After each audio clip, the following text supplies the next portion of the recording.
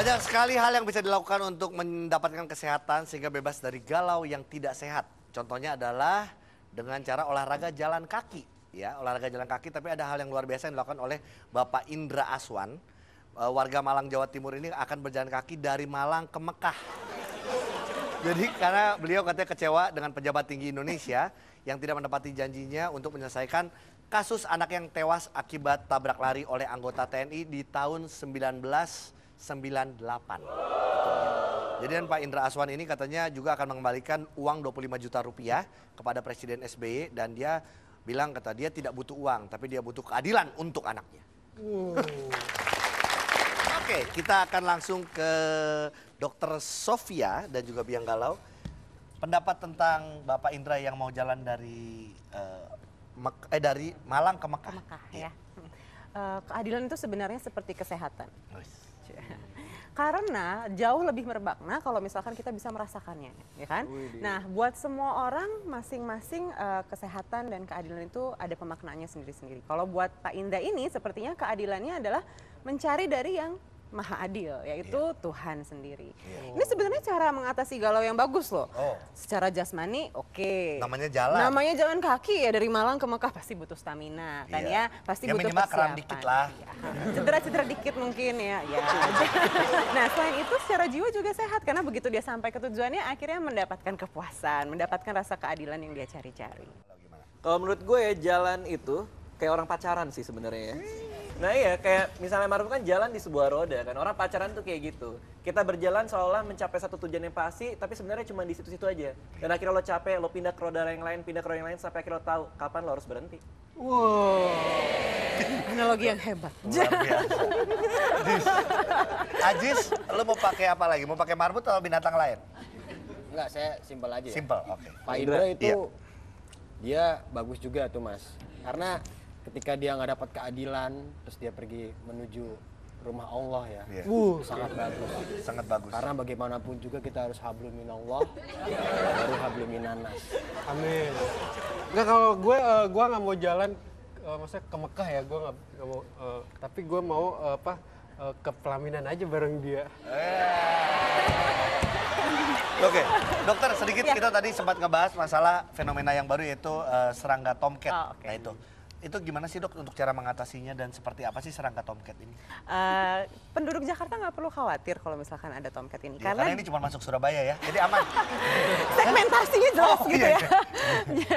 Karena sebenarnya si tomcat ini akan mencari pemukiman yang dekat dengan hutan bakau atau rawa-rawa. Jadi yang rumah lu semua. Jadi cara menghindarinya sebenarnya yang pasti kalau melihat serangga tomcat nggak perlu panik, nggak perlu terus tiba-tiba pengen ngusir terus akhirnya ntar malah nepok gitu ya. Karena yang berbahaya atau yang beracun itu kan sebenarnya darahnya. Jadi kalau misalkan cuma kesentuh aja, diusir aja pelan-pelan nggak apa-apa. Jadi kayak gini aja ditepok. Iya Dina. Jadi dia udah mulai berani banget, mulai berani. Jadi kayak gini ya dok, jadi kayak udah. Oke, tapi berarti paling nggak ini informasi ini membuat masyarakat Indonesia cukup lega lah. Paling nggak sudah tahu harus bagaimana. Tapi juga sama ini seperti perempuan pun juga lega pada saat sudah tidak galau lagi akan jodohnya pada saat dia sudah menikah. Tapi ternyata menurut survei katanya ada 60%, ada kegalauan baru, 60% perempuan mengalami kekerasan dalam rumah tangga. Nah itu dia.